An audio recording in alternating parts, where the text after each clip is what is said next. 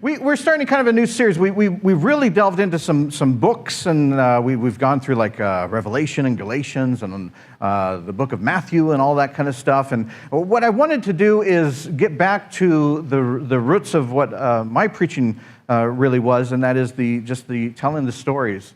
And that's something that I've always loved. And I might take a little bit of embellishment here, but we've had such an uplifting morning here. I now want to tell you a story about a naked guy possessed by demons. So I really want to bring it down here for you. This takes place, what's happening is that the disciples are with Jesus right now, and they're in a boat. They're actually in a couple of boats. And the night has been a night of excitement for them. Just in the overnight part that they have been in this boat was a huge storm, and everybody was freaking out, everybody but Jesus. Jesus was fast asleep. I don't know how you can sleep with water going on you like that, but he can sleep through anything, and they're freaking out. He wakes up and he says, where's your faith? He gets up and calms the storm. Okay, so that's what's happened up until now. And this is the morning now, and they are heading to a Greek community. You can tell it's a Greek community because it's near Greece. And so one of the characters in this that never gets that much attention, we always hear about the 12 disciples. We always hear about Peter and James. And I want to focus on Thaddeus. There's a disciple named Thaddeus, and I just don't think that he gets enough credit, you know. Thaddeus, also known as Judas. Now, not that Judas. He was not that's probably why they called him Thaddeus, is because he didn't want to have, a name with that. And so I'm just going to paint the scene here and picture Thaddeus. He is sitting at the front of the boat, and he is watching as they're about ready to get to the shoreline of where they're heading. Now, the disciples, they never know where they're going. Jesus just says, we're going to go that way. And so the disciples just do this, But the disciples, remember, they are human. They are real people. They are sometimes bumbleheads. They don't know exactly the ride that Jesus has invited them on. And sometimes they question it, just a little bit, as we would. Put yourself into Thaddeus' shoes here. He is sitting at the edge of the boat, and he looks at the distance, and he can see the shoreline. He can see herds of swine, pigs. He knows that this isn't a Jewish community because Jewish people don't eat, there's no bacon for Jews. So, talk about a sacrifice. That's the hardship that they bear. But he knew that they were going into a Gentile community, And so he can see that there's a whole bunch of pigs over there, but he can also see very distant, he can see what looks like a big graveyard.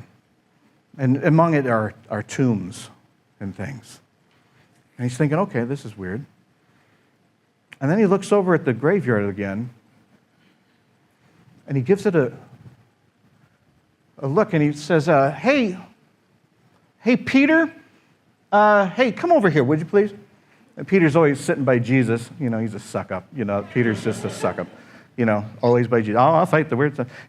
And so Peter comes up, he goes, what's up, Thad? He goes, Thaddeus, sorry, whatever. He goes, do you see the graveyard thing over there? He goes, yeah. Do you see what I'm seeing over there? The guy. Yeah, the guy. You see the guy? The naked guy over there? We're heading toward a guy that is naked. This is why I quit the Y. I don't go here because this makes me uncomfortable. And he's running all over the place over there. Do you see him running all? Yeah, I can see him running all over the place. Yep, sure. Yeah, he's naked and he's running all over the place. And he just bit that tree over there. This is not a place that I really want to go to. First off, they're gonna, there's pigs. There's nothing to eat here for us. And now you got I try to avoid naked. That's just the way I live my life. And Peter says, well, that's where Jesus wants us to go. And he's getting more nervous as they're going, getting closer. I don't know about you guys, but if I'm in a situation where I see a naked guy, I go the other way. you know. But Jesus wants to go straight forward. And they get to the shoreline. They get off the boat, and as soon as they get off the boat, this guy just comes running after him. Now, Thaddeus, you know, he's like, keeping his distance. But Jesus stands firm and just waits for him. He comes running up to him, and as soon as he gets in front of Jesus, he drops to his knees. And he says, Jesus, Son of the Most High God, don't torment me. And Jesus says, what is your name? And the guy says, Legion, because there are several of us. And as they are talking, they learn that this man had spent his life in shackles that he often broke out of. And he lived among the tombs. This was his life. During the day, he would break out of his shackles and he would bang himself into the tombs. He was covered with bruises. He had no clothes. And he was tormented. Tormented by something inside of him. The Bible refers to it as demons. Several demons. Now, Thaddeus, he's one of those guys that just looks at it and says, stranger danger. I don't want to mess with this guy at all, you know. But Jesus kneels down with him. And he meets this man where he is. He looks him in the eye. And the man says, please don't take me out of the region. Jesus said, what do you want me to do? At this point, the disciples start to notice that it seems like Jesus isn't actually talking to the man himself, but he's talking to the thing that has tormented him all his life. And he says, what do you want me to do? The man looks over at this huge herd of swine. And he says, just send us over there. And without even thinking about it, Jesus just says, go ahead. And before they know it, the disciples are sitting there watching Jesus kneeling down with this madman that has just been covered with bruises, somebody they didn't want anything to do with. But Jesus is sitting there, and he's holding his hands. And at the same time, the herd of swine just start going amok. And they're on a cliff, and all of the swine, the Bible says about 2,000 of them, dive right off the cliff to their deaths. Meanwhile, the herds people are going, hey, we were going to have ham sandwiches today. What's this all about? And one of the herdsmen goes to the village and he says, somebody just killed all of our swine. And so the villagers come back. There's a group of them now. Imagine it. The disciples are over here. The villagers, they're over here. In between them is Jesus. And at this time, by the time that they come back, Jesus is sitting with this person. And the person is now fully clothed. And it says he's himself again. The villagers look at this. And they see this man that was so tormented, that lived amongst the tombs. And they see Jesus holding his hand and having a conversation with him. You see, the thing that happened in this incident was that they saw always the problem. This man is a problem. This man has something wrong with him. This man is an outcast. This man is trouble. Their solution was just to keep him away.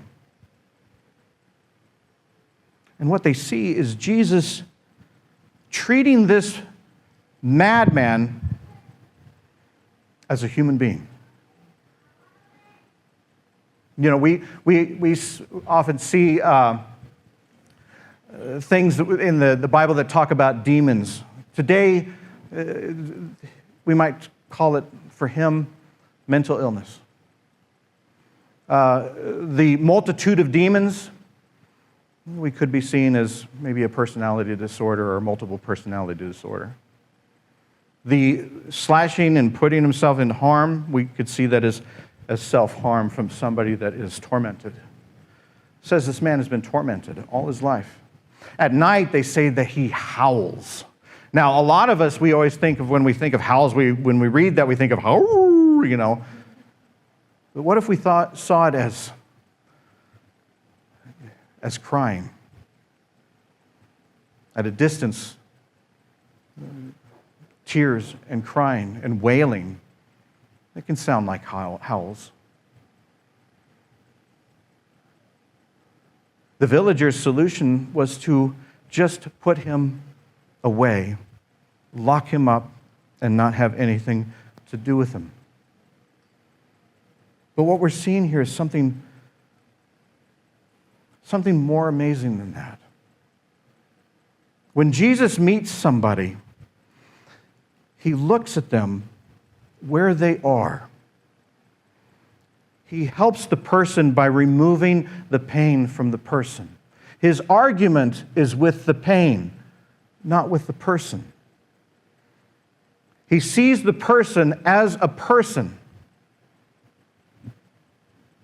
and he helps them. The fact that this man was clothed again. Now, the disciples, when they go with Jesus, they're not packing a satchel. They're not packing a bag. I mean, somebody gave him clothes. For the first time, the villagers in this community are seeing somebody do something with this man that they've never seen before. Treat him with kindness. Treat him with respect. Treat him with dignity. And help him in his hurting. The reason this story came to me this week is because I see a lot of things that are similar to this story going on in our world today. As an entire community, they focused on him as the problem for all the things that are going on. Their solution was to just get rid of him. Now, we have a lot of things going on in our world today that we do a lot of scapegoating. Jesus showed him kindness. The villagers did not want anything to do with Jesus. They begged Jesus to leave them because what they did not want to focus on was to show that type of respect to somebody that they had outcast. They did not want to believe that this person was a good person. They wanted to believe what they were told and that this person was evil and he belonged among the dead. That was the important thing for them. Keep him away from us. We are so full of hatred for this person that if you come here and start to show us kindness and respect for this person, we don't even want to listen to it. We don't even want to hear it. We want you to leave. And believe it or not, it feels like conversations like this are going on every day. We have people, communities, that are told, you know, it seems like we cannot live out our lives unless we have somebody to hate. It's almost like we get up every morning and we say, okay, who am I going to hate today? Because I can't survive unless I do. In the old days, it was somebody that wronged you personally or something. Now we just pick up our phone We do some doom scrolling, and we're told, this is the person you're supposed to hate. Or these are the people you're supposed to hate. And even though we don't know those people, we may have never met any of these folks, we look at our phone and say, okay, they're the problem. They're the ones I'm supposed to hate. And now we're starting to tell ourselves, because the reason that this world is in such a bad way is because of them. Them. And the solution, remove them. Take them out. Shackle them. And put them among the dead. Our solution to anything now is, what is the person we're supposed to hate? What's the problem in this world? That's the person. Okay, take them out. But that's hard when we follow somebody that did this and sat with that person and cared for that person. You'd be surprised how many communities don't want anything to do with that type of behavior. You'd be surprised how many of Christian communities do not want to have anything to do with that type of behavior. It's sad to me that in our world right now, in our churches right now, one of the things that we fear the most is something called a welcoming spirit.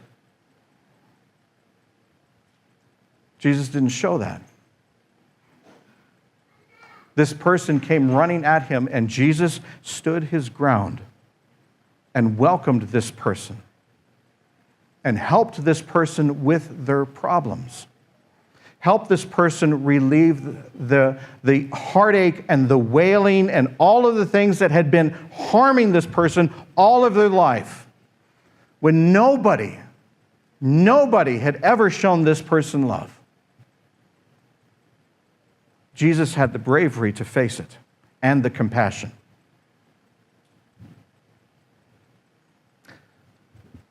There's something that happens after this where the villagers tell Jesus that he has to get out because they don't want that. They don't want that love. They don't want that compassion. They don't want you. We do not want to like this person. We do not want to see this person as a person. So take your preaching and just get out of here. As they're leaving, the man formerly known as Legion comes to Jesus and begs him, take me with you. The only life he's known is in that tomb. And this is where Jesus sounds just a little bit harsh, because he says, no, I will not take you with me. Because what I want you to do is I want you to go into the villages and I want you to tell your story. I want you to tell people how love changed your life. I want you to tell people how welcoming, generosity, care changed who you are. I want you to go there and do that. Now, to me, when we watch the little drama things of all this, the guy just goes running back. But to me, that's the biggest part. I don't know about you, but has anyone in the last week or year had any moments where you felt like something called maybe hopeless? Or angry? To me, focusing on that man is the key to our hope. Because instead of listening to the masses, instead of listening to what we're told to hate, Jesus says, go and have conversations. This is something that is so simple, but boy, we just have lost it. There are people that I disagree with. That if I just focused on the social media or the news or whatever, I would be told that I have nothing in common with that person and I'm supposed to hate that person. And to me, those people are among the dead because they disagree with me on items 1, 2, 3, or 4. Jesus tells me to shut up. Oh, you don't know how many times Jesus has told me to shut up. Almost as much as Allison. And have conversations. Isn't it amazing? When we sit down and talk with people, how do you do? Do you know how many times we can sit together and share commonalities and tell our story? Do you know how many times we can actually sit and say, these are the demons in my life. These are the things that have hurt me throughout my life. This is the way that I have felt tormented and dead in my life. And do you know what's going to be amazing? Is most of the people that you're going to talk to are going to have similar stories. And the only reason it's going to come out is because you had the bravery to start the conversation. You had the bravery to see the person, not as a disease, not as a demon, not as a villain, but as a person. When we sit together, when we share, something's very special happens. This Legion guy, he went and he shared his story in over 10 villages. Do you know how many people sat with him and saw the man that he used to be and saw the man that he was and shared with him? How many conversations did he have where people say, I have felt the same way. I felt ostracized. I felt different. I felt like nobody loved me. The most common thing that we have in this world is that all of us want to be loved. Start there. I don't care who you voted for. I don't care if you are a Nebraska fan or whoever else we played yesterday. Who was it? Michigan? I don't care if you don't watch sports. I do know that you need love in your life. I do know that you need respect in your life. I do know you need compassion in your life. And if we can talk about that, if we can start there, guess what? The demons, they die. It wasn't so miraculous that Jesus didn't just come and go, boom! The thing that made this so special, that made the demons not be able to stand it, is because Jesus showed love. When we sit here and we share commonalities, when we share love, what stands between us is holy ground. Do we have the courage to do that? Do we have the courage to see each other as someone that God loves? Regardless of where they're from, regardless of who they voted for, regardless of any of that. Do we have the ability to say, no more with the sides, no more with the just volleying back and forth of hatred, no more of this, no more civil war. Today, we see each other as human beings. We sit at a table with each other. And we share. We share. We can start here. Right now. When we go out here today, we're going to be told what to think, who to hate. Remember, the key is simple. Love God, love yourself, and love your neighbor. May we do that today. Amen. Have a good week.